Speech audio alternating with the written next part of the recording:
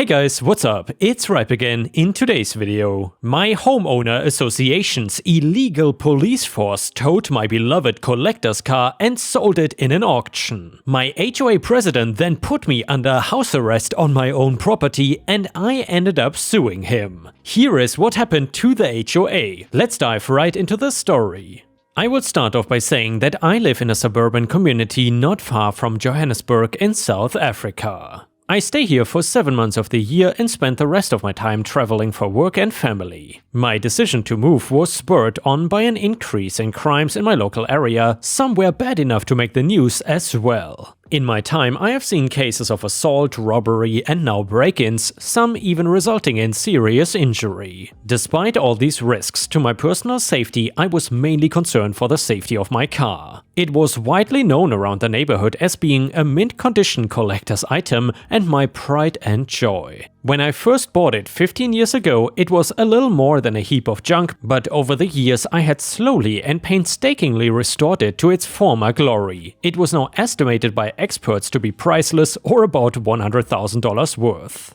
I chose my new house based on it specifically being an HOA-maintained area known for usually being safer communities. And for the first month, my experiences around the community were very positive, my neighbors were welcoming, there were local events held at the weekends in the park or the community center, and I had a nice introduction to the HOA with a letter in the mail with a beginner's guide to the area and their specific rule. The do's and don'ts throughout this period though, I did not meet their president, who I was told was on a road trip around Europe celebrating his 50th birthday. While everyone spoke highly of him, they also seemed to shift glances at each other like they were testing what they were allowed to say. That all changed the following March when he returned and I was introduced to him at the next public event. Derek was a tall man that wore snappy clothes and was well groomed, his black hair fading grey around his beard and ears in a wave slowly creeping over him. I quickly also found out that we shared a fondness for classic cars and manual repair, so I invited him over to take a look at my baby. I assumed he would be speechless with wonder and envy like others had been, however, his reaction was the absolute opposite of what I had hoped. I was instead met with bitterness and jealousy, which he did not even attempt to hide or fake. He had transformed in my garage from a charismatic and charming man into someone vile and hateful. After he had finished an angry rant on how someone younger than him could have achieved his dream before him, he excused himself, realizing he needed to calm down.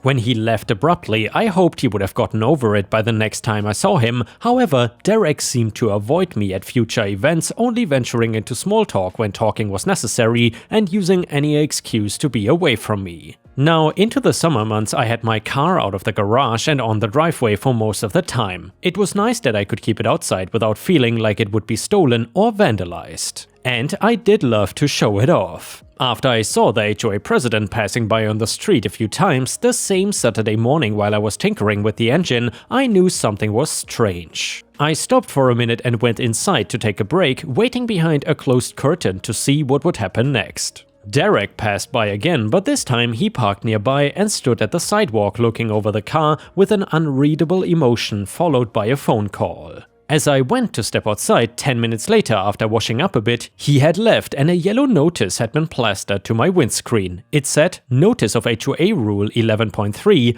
do not obstruct or inconvenience a neighboring driveway." Ignoring this notice will lead to fines. I looked around in confusion at where I had overstepped my boundaries. While my work may be a bit messy, I was always concise to keep it contained. I then stepped around the car and kicked the wrench. Although I left it on the roof of the car, I looked down to find it along with the contents of my whole tool bag dumped and scattered onto my neighbor's driveway, along with a splash of oil. I could instantly tell that this was planted. It looked too suspicious to be an accident. In anger, I tore up the notice and went inside for a quiet weekend. I got a knock at my door the Sunday evening from someone that introduced themselves as an HOA community officer carrying a nightstick and walkie-talkie, making them effectively a security guard or private militia. He handed me another yellow notice and strongly insisted that I should remember the rules before he got into his SUV and left with his partner. I knew what intimidation looked like, but I never expected it to see it here. I was being strong-armed by the HOA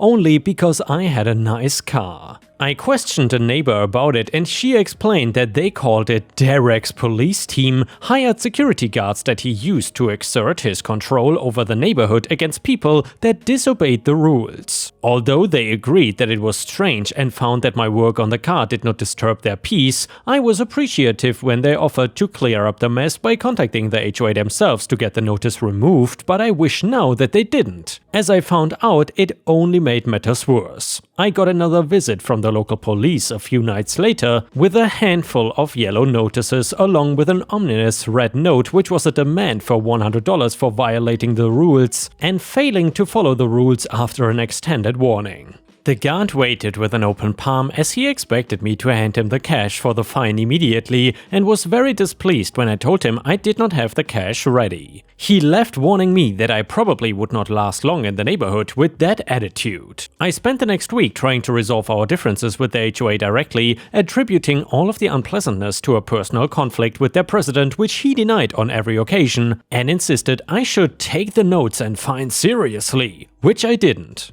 I woke up the next morning to my car being towed away under the supervision of the HOA police and a crowd of concerned neighbors. When I attempted to intervene, I was pushed back into my own house while another guard called for reinforcements. Derek arrived later that afternoon to interrupt my imprisonment and explain that because I ignored the HOA and continued to break the rules, my car was taken as forfeit and my fines were cleared, which he expected me to be happy about for some reason. When I demanded my car be returned immediately or face a lawsuit, he left and told the guards to keep me here, lengthening my sentence to a week under house arrest. During my stay at my own home, I tried to leave numerous times to be yelled at, threatened, and forced back into my brick cage. Now, without the hope of escape, I waited out my sentence in seething rage. At the week's end, I was released from my own house and went searching for my car to find that the HOA had sold it in a charity auction that they faked my approval for, keeping the money to fund the HOA itself. I then sued them just as promised, sending us into a drawn-out court battle ending with an utterly crushing defeat on their part. Derek's harassment and abuse of power now brought to light, he along with his goons were fired from the HOA and thrown in jail. I was paid $100,000 in damages. Following the auction and trial, the new HOA team helped me find my car and I was able to get it back for a modest sum. Despite everything that's happened, I am now living a better life.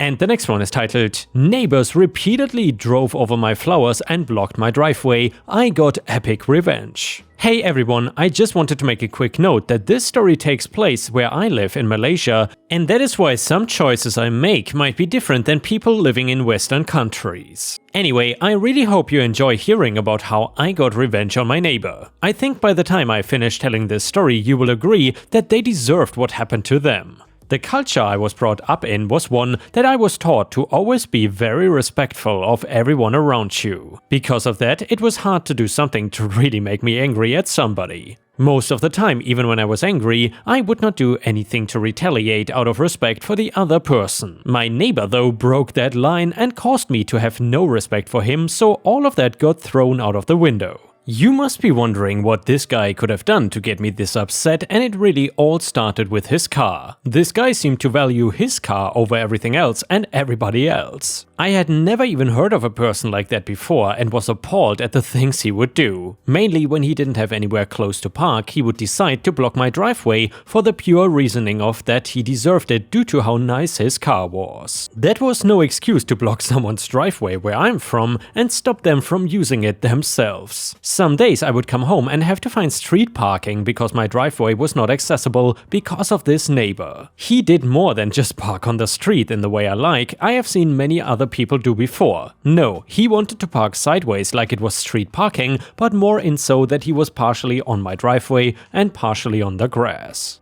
I had always grown up with a sense of making one's home beautiful, and that applied to the outside of my home as well. My wife shared those values and planted a ton of flowers that were beautiful as well. It made all the family that came to visit us happy to see the pride that we took with our home. Not to mention that my wife loved those flowers more than anything else we had. She would spend so much time out there watering them and making sure they were healthy that I knew one day she would make a fantastic mother. I know this sounds unrelated, but the flowers were on the grass right near the driveway. Unfortunately, the aftermath was when my neighbor put his car there, he ran over a bunch of flowers, killing them. I even found tire marks and more dead flowers that would suggest he just drove across our entire lawn to his house. He did not even have grass, so I guess he did not care about damage to his property. I remember less about the details of what was destroyed and just that my wife was so upset because she had spent so much time planting and taking care of those flowers. That was what crossed the line for me when it came to not respecting him anymore. He could not make my wife upset and get away with it just because I was taught to be respectful to everyone. So then I went to him and told him that he couldn't just park blocking my driveway and had to find normal parking like everyone else. He actually laughed in my face and told me that his car was worth more than my life and he would do what he wanted. I pointed out that he too had a driveway, but he said that he needed that for his wife's car and that he was not gonna try and make two fit, even though he probably could have. It was clear that there was no way to reason with this guy, and instead I just needed to get revenge to teach him some manners and to respect me. So, like many other places, it is illegal where I live to block someone's driveway like that, so after all this time of doing nothing, I got his fancy car towed. It felt good to show him that I was not someone that could just be stepped all over. I hoped that would stop the problems, but instead they just grew as he now hated me. He tried to dig up some of my yard, claiming that it was on his side of the property and that I could not do anything about it. So then even more flowers got destroyed and I had to get even bigger revenge on this neighbor. It actually was not planned to be revenge when I went to find out from someone where the line was and then would just make him stop. So what I didn't know before was that I owned a good chunk of land that we both thought was his property. The best part being was that where his driveway was belonged to me, and that was when I knew what I was gonna do. I thought it was fair that since he liked to take my driveway away from me, I was gonna take his away. I got a fence built right where the line was and then dug up what used to be his driveway. In that spot, I set up a nice spot that would be perfect for my wife to set up a new garden. It was another area and she could have complete control to plant anything she wanted there to make up for what got destroyed by the neighbor. Really, that was all I wanted at the end of the day, were the two things that ended up happening. The most important was that my wife was happy again and was not having her flowers destroyed. The second thing being that neighbor learned that I can only be pushed so far before I push back. He did try to block my driveway one more time and got towed again. He yelled at me for it, but I paid him no mind and told him I would keep doing it if he kept blocking me. After that, he did not try to block my driveway anymore, and now without one of his own, he would have to find parking in the street or build himself a new driveway. I don't think that I'll be having any more problems with him, though, and I can go back to my normal lifestyle. So far, he has been the only person to push me far enough to stop being respectful and peaceful to everyone around me. While I did enjoy getting revenge, I hope that it is not something I'll ever have to do again. I hope you all agree that he deserved what I did to him, and that maybe in the future he will not do such things to people anymore. And the next one is titled Mother-in-Law Banned from Wedding.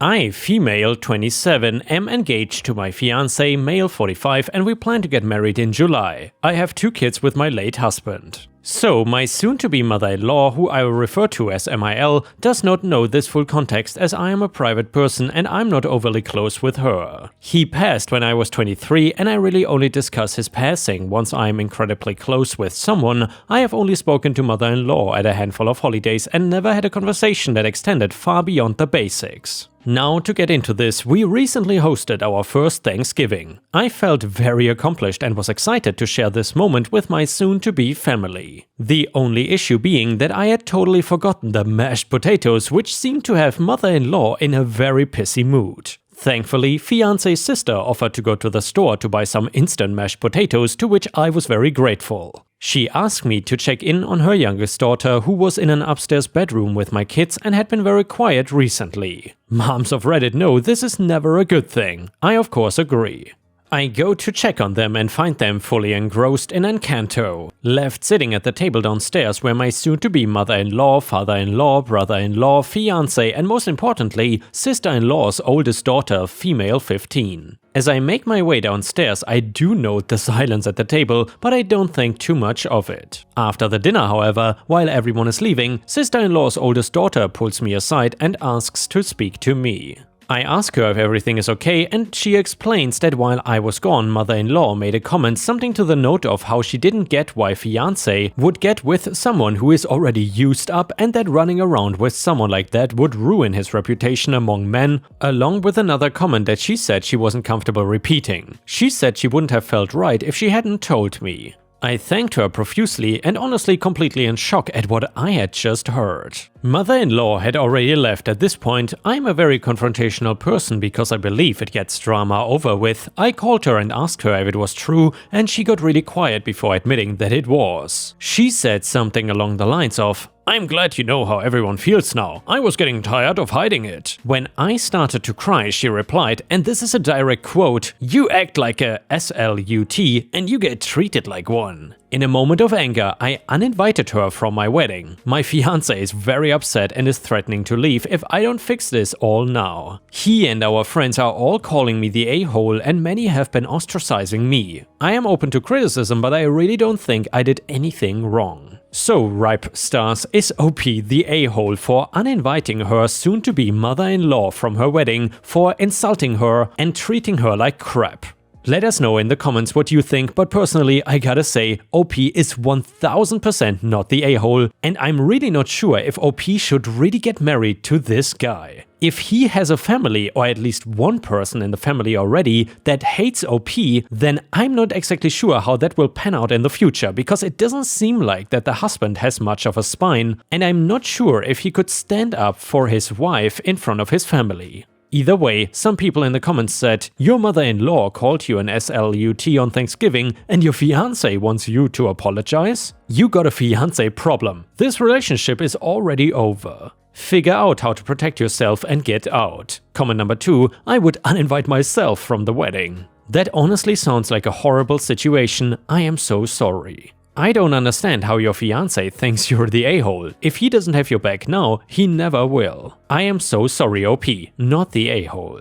Obscene names and park in a fire lane, have fun with your ticket. If this is better for petty revenge, just let me know and I will move it, but I thought it was better here. This was years ago when I was a supervisor at a grocery store, and as you know, people love to park in the fire lane for who knows what reason. I am guessing entitlement or laziness. For our store, this posed a few problems. 1, it was getting in the way of us bringing in carts from outside, and 2 is that we had a drive-through for our pharmacy and people were getting in the way of that too. I even had a car park in the drive-thru, but that is a different, less satisfying story. There are signs saying this is a fire lane and don't park there. Okay, time for the story. One day I was checking our cart situation when a car pulls into our fire lane and gets very close to our doors. This is bad because I don't want our cart guys accidentally hitting his car when they bring carts in, and you know the whole illegal part. I see him get out and come in through the door I am standing by. I ask him, "Please don't park your car there, it is in the fire lane." His response was to stare at me and just continue walking. Okay, fine, I gave you a chance. I inform my coworker working the service counter to call the police and inform them someone has parked in a fire lane. I informed the manager as well, and I have told him the authorities have already been called. It takes 10 minutes for the police to show up. The officer pulls up behind the car and my cart person comes and grabs me to tell me the police have shown up. As I am walking out the door, guess who shows up? That's right, the driver, and he sees the police car right behind his and the officer less than 10 feet away that I was walking out to talk to. So what is his response now that this is happening? His response, and I am directly quoting, "Gay witch." I'm not happy about this, but I say nothing. Believe me, I wanted to say something. I head back in and inform the manager what just transpired when in comes the officer. He would like to speak to me alone. I really had no idea what was wrong or if I was in trouble. Did I do something wrong by wasting his time or some other thing? Well, it turns out that the officer heard his comment and was planning on giving him a disorderly conduct ticket for his language. I want to say also for him parking in the fire lane, but I fail to see how that relates to traffic. He He asks me if this is okay. I ponder this for a moment because I don't want to head to court if I have to testify or some such thing, but then the words he said pop back into my head and I agree to give him the ticket. Here is the kicker. The officer continues to inform me that he cannot do anything about the kid in the car, but he said he will inform the driver that he will mention this in his log and it will be seen by social services. I was not expecting that. I look over at the window to see the car, and sure enough there is a kid about 6 or 7 in the backseat, now jumping up and down. My only guess is that the kid was asleep when I first saw the car. Holy damn, that far outweighs the parking in a fire lane or the car getting hit by carts. One of the customers later comes up to me to thank me for calling the police because she saw that kid was left alone in the car. I told her I didn't know, but I would have called if I hadn't seen that as well. Pets too. The officer leaves and I go back to work and relieve my service counter worker to go on a break. Less than 5 minutes later, the driver walks in and walks by the service counter and gives me the death stare. All I could think was, I just wanted you to park your car in a normal spot. Crap. And now thinking back on that, he still didn't have his kit. I should have called the police again. Smacks head. And you know guys, I remember maybe around 10 to 15 years ago, I have frequently, at least during the summer in Europe, seen or heard of reports about kids or pets getting abandoned in cars, in really hot cars, while the parents go shopping. Thankfully, I haven't heard of such cases nowadays, but it really makes you wonder how negligent some people are. Then again, I've also heard positive stories where kids or pets were rescued by bystanders who saw that someone is in the car and they then just broke the window. Thank God. And guys, with this we have reached the end of the video. Thank you so much for watching. However, if you cannot get enough of my content, then please feel free to check out my Patreon over at patreon.com/ripeyoutube or join my YouTube membership program by clicking the join button to get access to even more exclusive videos. Thank you so much for your support and I will see you again tomorrow.